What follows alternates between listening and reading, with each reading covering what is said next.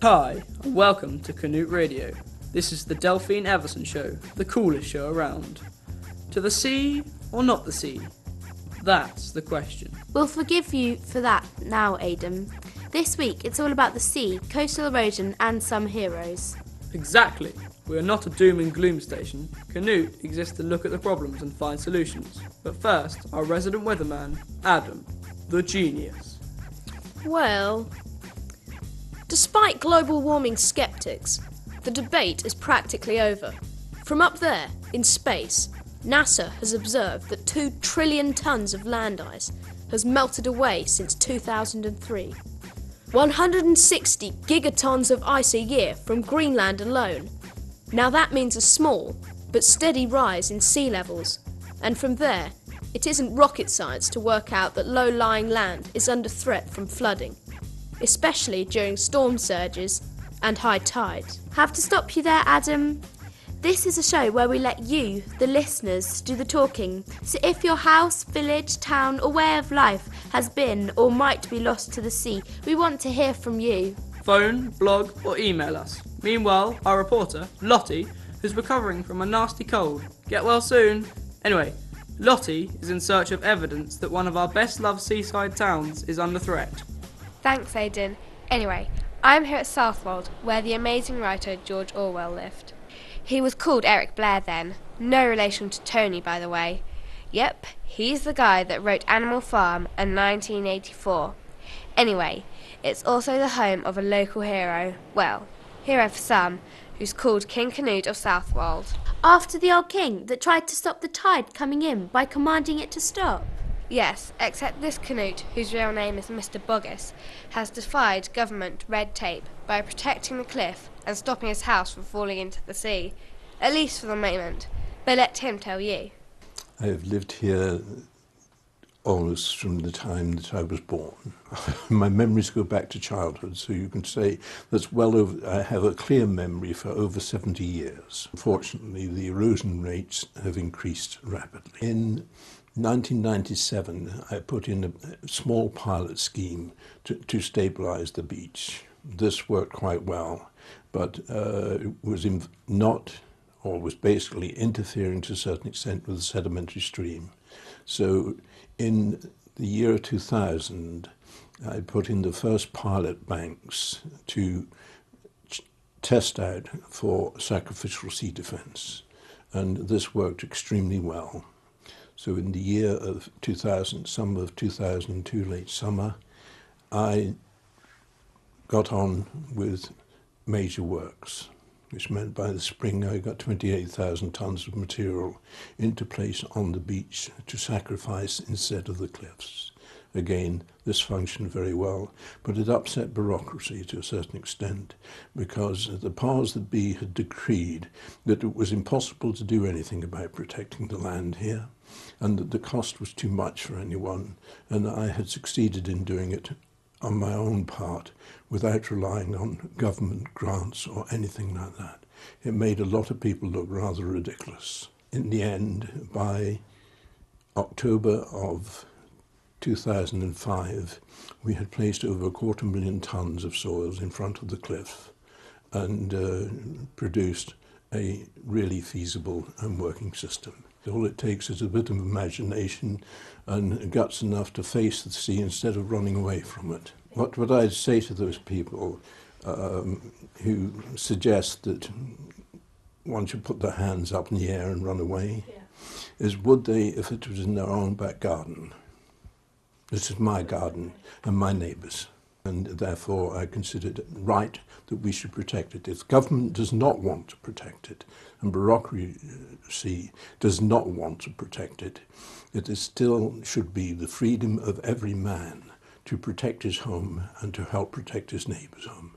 And that's what my fight through the courts of recently has been about. It has been about the rights of people throughout the coastline of Britain to protect their homes. Wow, one man against the sea and bureaucracy. Awesome. One small step by one man, but if we all took a step like that, it would surely be a gigantic leap for mankind in the right direction.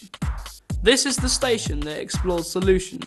We here on Canute believe that by working together, we can make a difference. Take the people of Bawdsey, for example. Where? A small village on the Suffolk coast with some Martello towers.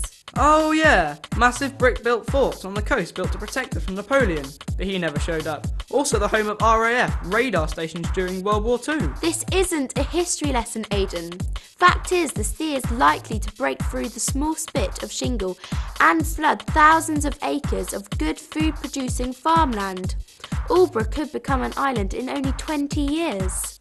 Yeah, that's where people who can afford it go to retire, isn't it? Benjamin Britten and all that. Retired people need protection too, Aidan. But when the people of Bawdsey and some local villages realised that the Environmental Agency, Whose job it is to protect us. as I was saying, when they realised that the EA were going to make space for water, Which is government speak for letting the sea come in and flood the area because they won't find the money to protect everyone. this isn't a political station, Aidan. Anyway, let's hear from what the movers and shakers in Bawdsey did, from the people who made it happen. Well, these towers were Napoleonic defence towers, and this group of four, including this one, were built in 1809. On purchase, did it ever occur to you that you might be faced later on in life with this coastal erosion taking place? I have to say that we had absolutely no idea that this might be a problem because we had quite a large stretch of land in front of us before it got to the high tide mark. And in addition to that, there were a number of defences in place in the sea, in particular wooden groins, that were being constantly maintained by the Environment Agency and which we expected to continue to be maintained. It wasn't until later that we realised that this maintenance, in fact, was stopped. And shortly after the maintenance was stopped, the groins themselves were removed because they became a health and safety hazard on the beach. And as soon as that happened, and a major storm came afterwards, all the shingle on the beach was washed away, and it exposed the tower then to immediate erosion risk. Well, the permanent solution was designed by the coastal engineers and was agreed by the Environment Agency and the local council as being what was required. The problem was that it was going to cost 2.5 million to put in place, and the government had run out of funding. And in addition to that, we didn't, as a particular community, qualify for the grant funding in any case. So we had to try to find another way of raising the money. It was then that somebody came on the scene who, in fact, had worked for a major global company, and he devised a scheme, and that consisted of persuading the local landowners, who were farmers, that it was in their interests to gift pockets of their land to a charitable trust.